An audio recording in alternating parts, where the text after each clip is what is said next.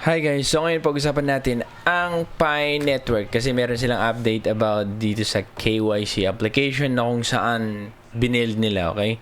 So pagpasok nyo dun sa application, makita nyo yung KYC sabi niya. So ngayon, ang nangyari is kailangan nilang i-test itong KYC application na to kaya nagkaroon sila ng KYC beta or yung tinatawag nilang pilot version. So ngayon, kung kasama ka dun sa 100 na mga Pinoy, okay, kasi 100 per country. So, ibig sabihin, 100 na Pinoy muna para i-test or i-review yung application para makita kung ano yung dapat i-improve bago i-full release yung KYC application. So, huwag kayo mag-alala kung hindi kayo nakasama dun sa 100, pero bantay-bantay lang or bantayan nyo lang kasi in short term, magbibigay ulit sila ng KYC slots for pilot versions ulit. So, mas madami siguro sa 100. So, kung gusto nyong mas maaga kayo, then abang-abangan nyo lang yung slots na yun, okay? Baka kayo yung mauna, then good for you. Ngayon naman, alam naman natin siguro kung ano ang dahilan bakit tayo nagki-KYC. Ito ang dahilan talaga. Ang Pi Network ay may policy na 1 account per person. At para ma-eliminate yung mga fake accounts or bot account, kailangan ng KYC process. Kaya tayo dumadaan dito. Seryoso sila dyan sa mga coins na yan, okay? Hindi yan scam, kaya nga ginagawa nila ng paraan para dadaan lahat, para magkaroon ng fair na hatian para sa mga tao talaga na kung saan nag-mine sila nung una pa lamang, okay? So, dapat yung mga taong, alam mo na, kumuha ng bot or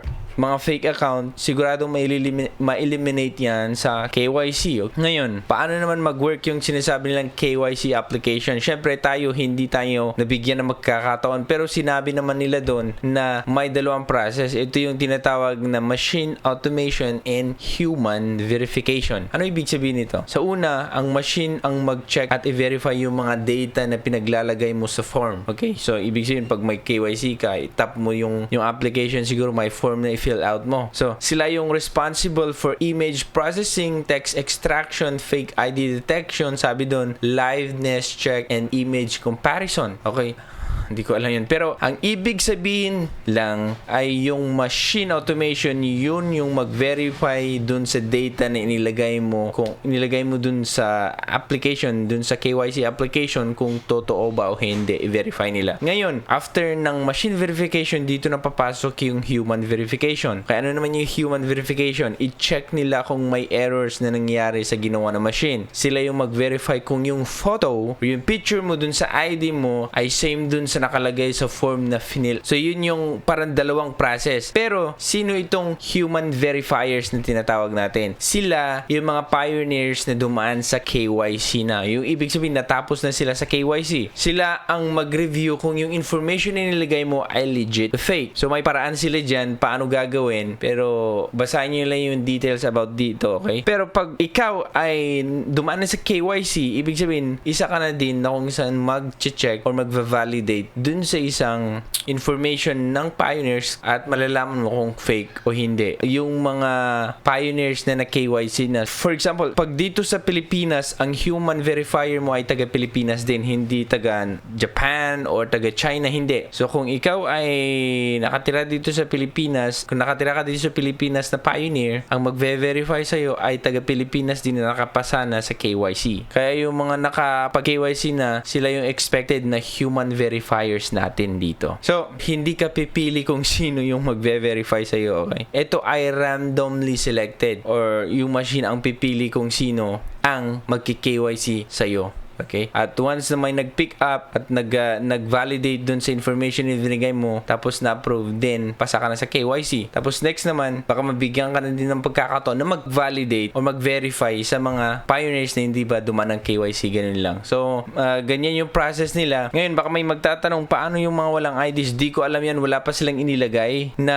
paraan paano yung mga taong walang ID talaga. Okay? Kasi, sabi nga nila, may mga bata, diba? At saka may mga taong walang ID. Di ko alam kung binigyang pansin nila yan or merong option dun sa KYC application para sa mga walang ID. Okay, yan pa ang antayin natin. At sana yung mga 100 na Pinoy nakatry sana may nanonood dito. I-comment nyo kung meron bang option nakita sila sa mga taong walang ID. Kung wala din, mag-antay lang tayo sa kanilang update. Pero alam ko naman i-consider nila yan kasi marami ding mga bata na kung saan nagmamind din sila at may mga tao din na kung saan walang ID. So sana mabigyan nila ng pansin at magkakaroon ng update. Kung merong mga update yan sa susunod na araw or next month, magbibigay pa rin tayo ng update dito sa channel na to. Okay? So ganun po yung KYC na update ngayon. So tinitest na pala nila. Nasa beta testing pa lang tayo. So kung gusto mong sasali sa beta testing nila, sabi nga nila lagi mong i-check yung phone mo kasi meron, magbibigay silang slots. Mas marami sa 100. Baka ikaw yung maka-timing tapos maka-KYC ka din. Maganda yun. Okay? Antayin mo lang. Ako, antayin ko na lang yung full release nila. Okay? Okay lang naman yan. Wala namang problema yan. Basta wala kang inaalala. Kung talagang kaya mong mag-provide ng ID, mag-provide ka na kahit hindi ko din alam kung ano yung ID tinatanggap pero meron nang naibigay, 'di ba? Yung moderator. Yung mga moderator natin ng mga Pinoy na na connected sa core team. Baka naman may ibinigay na silang mga ID na kung saan isinabmit nila. Sana pasado yun at pwedeng i-upload yun dun sa KYC application at matatanggap. Di natin alam. Wala pa tayong experience pero ang progress ngayon is meron ng beta testing dito sa KYC application. So expect na yan na once na full release na, sabi nga ang full release niya mag-start before the mainnet. Okay? So mabibigyan tayo ng pagkakataon para mag-submit tayo or may submit natin yung mga informations natin.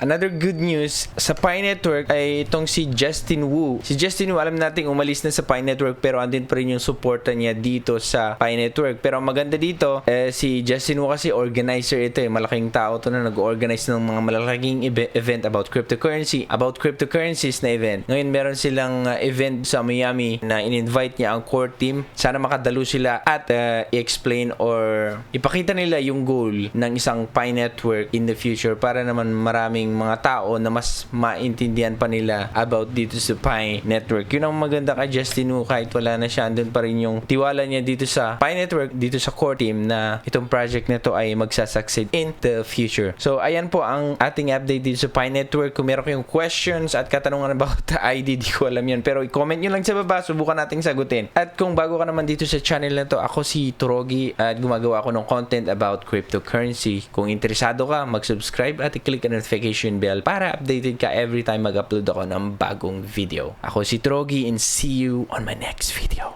Bye!